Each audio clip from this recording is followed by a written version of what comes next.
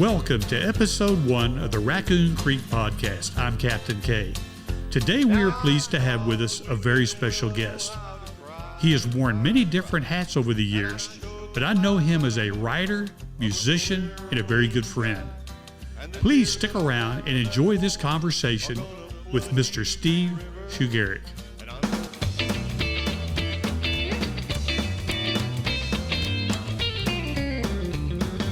Please give a warm welcome to Mr. Steve Shugaric. Mr. Shugaric, welcome to the podcast. Well, howdy, everybody. Really glad to be with you, all your friends and neighbors up there, and it's just a pleasure. Well, man, we're very glad to have you. Hey, Steve, I want to take the audience back to around the year 1980. I remember you and I played in a band. I believe the name was Wildfire. Is that correct? Wildfire, that is correct. Very much so. Very eclectic band. I remember we played rock and roll, country, and western, about anything that came down the pike. But I remember one particular night that my dad came to see us there at Almas at the community clubhouse. And I remember you sang a song called The Cattle Call.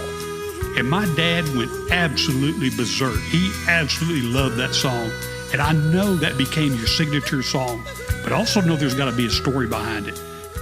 Well, if he went berserk over it, I could certainly understand it, because the first time I heard it, I went berserk over it as well. This was probably about 1961, back when we lived in Beeville. My dad was working out at Chase Field, and one afternoon he came home with a surprise, a big old box with a Westinghouse stereo in it that he had bought from Henry Eisler Incorporated in Beeville. Henry, of course, had a radio program of his own every weekday morning from like 6 to 7 or something along that line, where he started off the broadcast singing, "Howdy, neighbor, howdy," and then they did about 30 or 40 minutes of good old country music.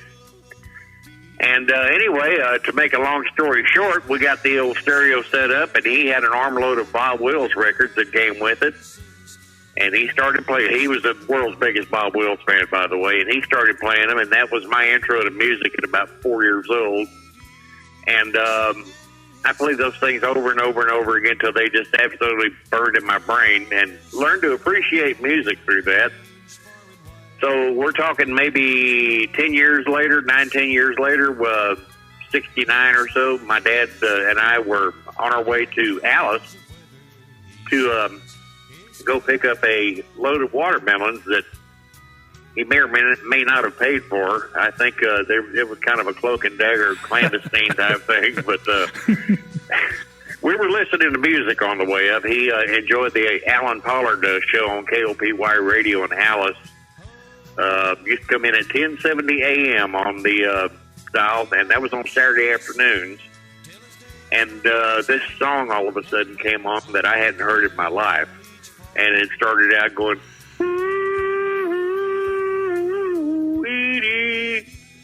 and I thought, what in the world was that? And so I kind of homed in on the radio speaker a little bit. I almost had my head on the dashboard trying to listen to it, because that's back in the old 1 a.m. radio in the vehicle days. And I cranked those knobs up, and that old Chevy pickup all of a sudden was filled up with sound. Eddie Arnold singing Cattle Call. And I did. For some reason, I just listened to that thing all the way through, and it stuck in my head. So I tried to keep repeating it so I'd remember it. It's all the way home. I was, woo, woo. Boy, my dad was getting sick of it.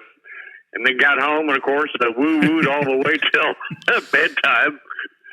And woke up the next morning, which was on a Sunday, and it was woo-woo-woo-wee again.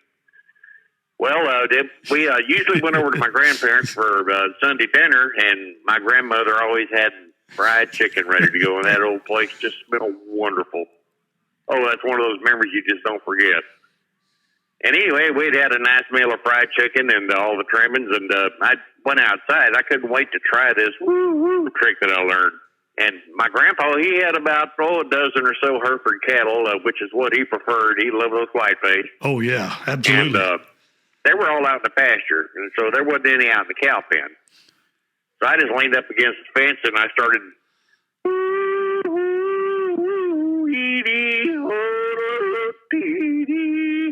hard to do a cappella, by the way, but And those cows didn't mind because here they come out of the brush, single file, one after another. And my grandpa was standing out there in disbelief, and he took his hat off and he scratched his butt. And he said, "Well, you called them. Now you got to feed this."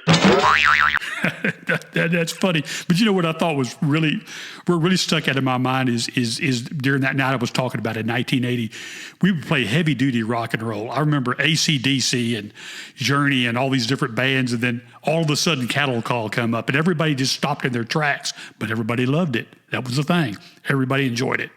Yeah. Yeah, it was just kind of part of the deal, I guess, and it kind of hung on through the years. And I'd been in a few bands after that here and there, and I finally went and did a kind of a solo career, so to speak, in the early '90s. My wife convinced me to do it. She was my champion of my cause. She said, "You got to get out there. You got to do some jamborees. You got to keep your name out there, this and that and the others." So, well, I did. And my first appearance at a jamboree, we had the area jamborees here at Refugio, George West, Cuero, Victoria, and Corpus Christi. And my first one was in Refugio, and they called me on stage, and I didn't know what I was going to sing until I finally just decided, oh, well, Cattle Call always gets them, and sure enough, it did. I sang that thing, and the whole house just sort of erupted. Well, there's not too many people that can sing that. I'll be honest with you. Well, yeah, I guess I had to practice over the years or something. I hadn't run my voice yet either, so that was another good thing. And I had an old rancher come up to me after the show, and he shook my hand. He said, "Man, I ain't never heard it sung like that before." And I said, "Well, I don't know if that's a good or a bad thing, trying to be humble."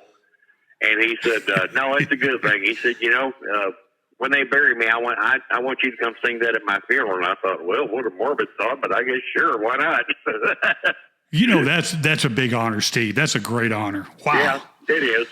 I was really, really happy to hear that, and kind of gained a following there at the jamborees. And what do you follow Cattle Call up with? It's one of those kind of things. And I thought, what am I going to follow Cattle Call up with? I mean, and I'd been practicing on another number. It was a real fast-paced kind of Western polka, off to the races type thing called Casting My Lasso. The great Slim Whitman first recorded that. Yes, sir. I remember that. I worked on it, and finally got it where I wanted it. And the problem is the song kind of employs something called a triple yodel, where it's a bit different than just the standard yodel. It's adding one more dimension, one more falsetto to the whole thing. It's hard to explain, but when you hear it, you can recognize it. And you've got to go 90 miles an hour on it, too. So I cranked it up to about 90 and had that band take off, and they were just kind of looking at each other. They were enjoying it, too. And we got through Casting My Lasso and got another Bring the House Down ovation on it. So I guess from that point on, we were members of the Jamboree and kind of made all the shows from there on out. And then in 1993, I was nominated for Male Vocalist of the Year, and actually, for the first time in my life, won an award for Male Vocalist that is great. of the Year. Yeah. That is great. Little wooden plaque, and I just keep it just one of my keepsakes. That is cool. And you know what? That music, like you're saying, never gets old. I mean, young people still listen to that today. Oh, they do. I was talking about 1980 there at the clubhouse, and I know there's many, many years have gone by. So today, moving forward over 40 years, what's your favorite genre now? Your favorite artist, group, favorite instrumentalist? Well, I've got to say country and western and rock and roll are pretty much even in categories as far as my likes go.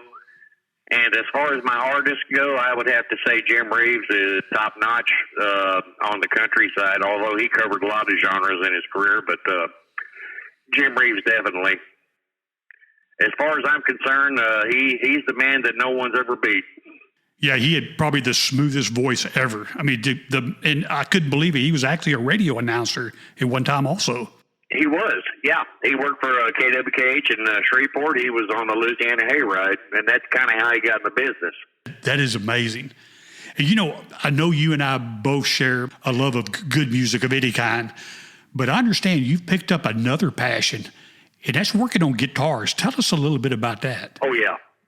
Well, as you get older, you start finding out things don't work so well anymore as far as as far as your bodily abilities, let's say.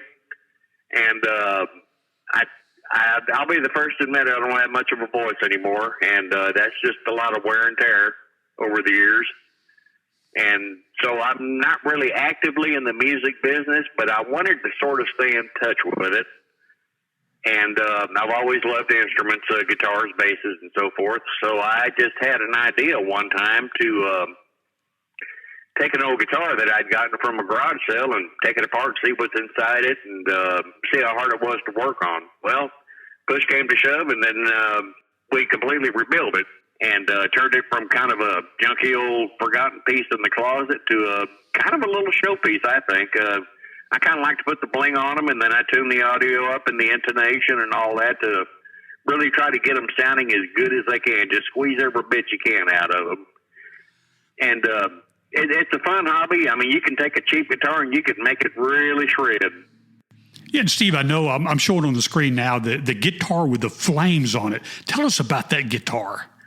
That would be one of my latest efforts.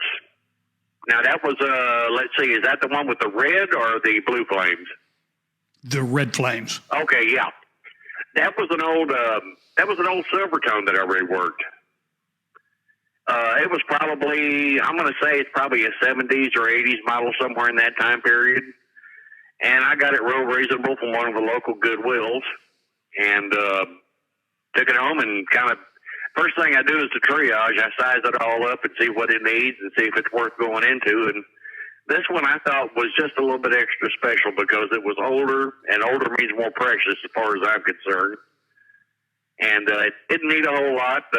Everything was still within ballpark, so I just started by putting a new pick guard on it and cleaning it and buffing it real good, and replacing the hardware. And it started out from kind of a hunk of junk to a nice-looking piece. I saw in your portfolio a mandolin. Tell me about that mandolin. That mandolin is well, I tell you what, we have a name for them around here. We don't call them mandies. We call them chili dippers. Got that from an old friend named Don Harvey, who used to be a businessman down around Skidmore. I'll be dang. Anyway, and he used to play a chili dipper, and he kind of got me interested in bluegrass music a little bit. He was a good banjo player, by the way. And I had the pleasure of jamming with him a couple of times, and that's some of the best times of my life for some of them front porch jams. And anyway, I saw this mandolin on one of these online auctions, and it was going pretty reasonable, so I just went in and ordered it and put a new set of strings on it and made sure all the electronics worked and polished it up real nice, and it's a nice little piece now. No, I just looked at that. It looked fantastic. It made my fingers itch wanting to play it, even though I don't play mandolin. Well, they're really not that hard. They're kind of like ukuleles, unless you want to go Bill Monroe, and then you do Bill Monroe and Marty Stewart, and then you're off to the races trying to take those little frets. Well, that's something. If you got big fingers, that's a rough thing to do. Hey, Steve, I'm looking at that red, white, and blue guitar. That thing is really cool. Man, tell us about that guitar. Oh yeah, that was one of my early efforts. I call it Czechretariat, Czech meaning my Czech heritage. And Retariat comes from the racehorse secretariat from back in the 70s. It used to run like a racehorse. Anyway, that guitar I actually built up from kind of a heap because it was in really, really bad shape. And I think I wound up putting a new neck on it and new pick guard and all the new pickups and got it really blingy looking, and then adorned it on the backside with a little Czech flag over the back guard cover. And it plays well, and it's one of my pride and joys. Yeah, it's just a fantastic looking guitar. Oh, well, thank you. Hey, Steve, I'm looking at that blue bass. Man, that's a good looking bass guitar. Tell me about that one. Well, the first thing I'll tell you about the darn thing is it weighs about 90 pounds. That thing is a hunk. I've got pictures posted of it. I don't know if we'll get those on the podcast or not, but I've got before and after pictures on that. The before picture was basically how it was delivered to me after I bought it online. and it was an old Slammer brand bass, and it came all dinged out white, and then apparently it belonged to a heavy metal fan because he had all of his bands written on the very back side of it in marker. So basically the whole thing was just defaced and really, really not in good shape. And you could tell it had been sitting up a while too. So I had to kind of start from scratch with that one and sand it all down. And I put about 6 coats of sky blue paint on it, and then covered it with a couple of coats of clear coat, and replaced the neck on it, and replaced all the little finger marks on the neck too, the little finger dots. They're all diamonds now. They were, I think, little round dots, as I recall, or if it had them even at all. And I call it jet blue. It's kind of a throwback to the 50s jet age, space age kind of thing. Okay. And I also put a ashtray cover. They call them ashtray covers. A chrome bridge cover on it, and a chrome pickguard cover on it too to kind of bling it up a little bit. And now it turned out to be a nice looking instrument, and it plays really good. But you got to be a brute to handle it. Yeah, when I saw it, I thought it was brand new. Yeah, well, it looks it. Yeah. But you have to be a brute to handle it because, like I say, that thing weighs close to 90 pounds, I think. Good gracious. Hey, Steve, I'm looking at a really cool-looking P-bass with a red pickguard. Tell us about that one. The old wood grain precision. That must be the one you're mentioning there. Yeah, it's wood grained with a red pickguard, and if everything looks brand new on it, there's probably a good reason for it. It is all brand new. I bought a couple of kits online just to try to kind of get the ground up experience and how to, put one of these things together start to finish. And I was real pleased with how it turned out. That is from a kit right there is what you see. That looks great.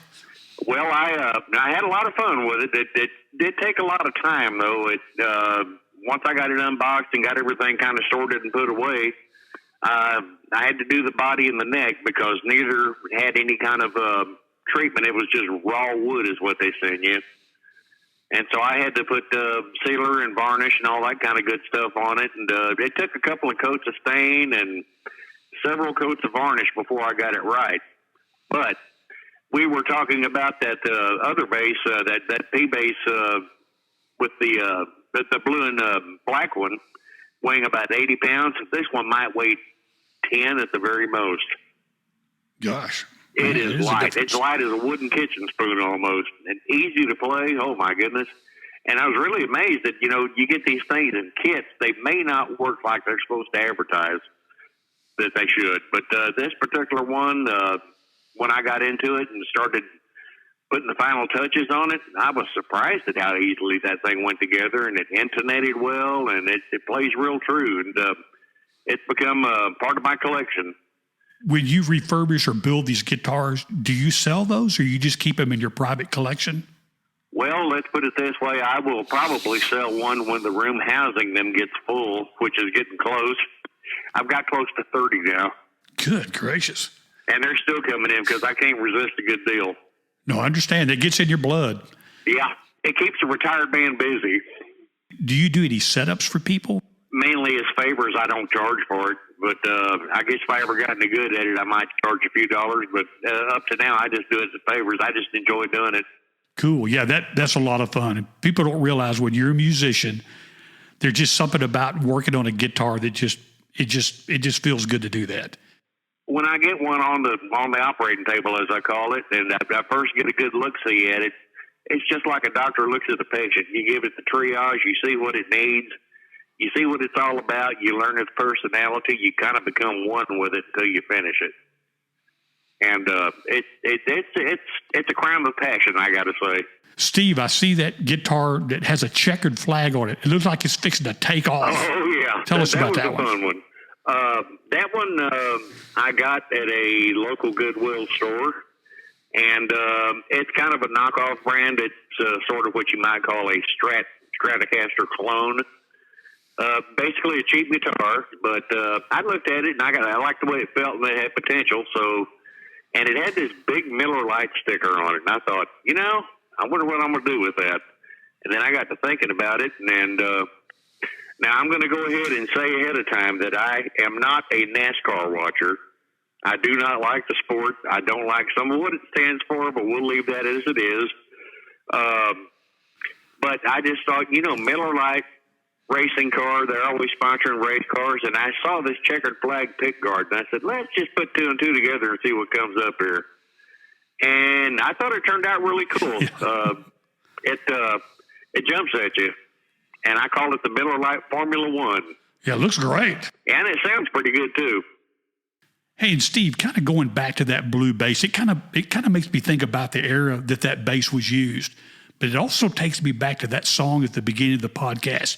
People probably don't realize that song, Big River, that's actually you singing. So tell us about how you recorded that song, Big River. Well, first, I probably would be remiss if I didn't mention how the song came about and who originally had it, and that would be Johnny Cash. That was the Johnny Cash song from 1958, I believe, is when he recorded that. He was with a small company named Sun Records back in Memphis, Tennessee. Sun Records being also the home of Elvis Presley. That's where he got his start. Jerry Lee Lewis, Charlie Rich, several big stars got their start there. And they had this very special sound. Sam Phillips was the owner of the company, and it was called the Sun Recording Company, and then he shortened it to Sun Records when he started rolling out some hits.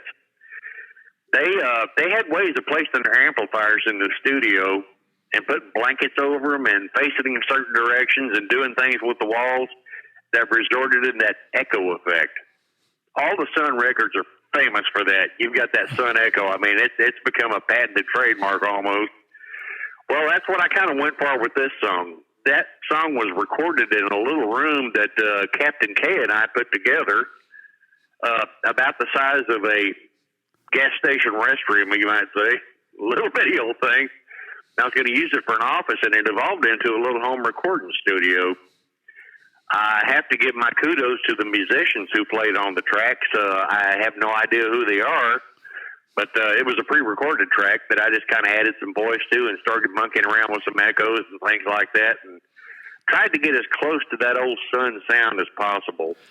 And whether or not it came out, well, that's in the ears of the beholder. So, Steve, you did the mixing on that song also? Oh, yeah, I mixed it all down and everything, yeah. Man, it sounded fantastic. Start to finish, maybe about an hour and 30 minutes per song. But anyway, for the listening audience, please go back and take a listen to that song.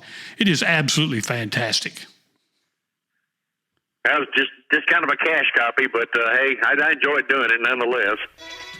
Well, Steve, on behalf of the Raccoon Creek Podcast, we really thank you for being with us.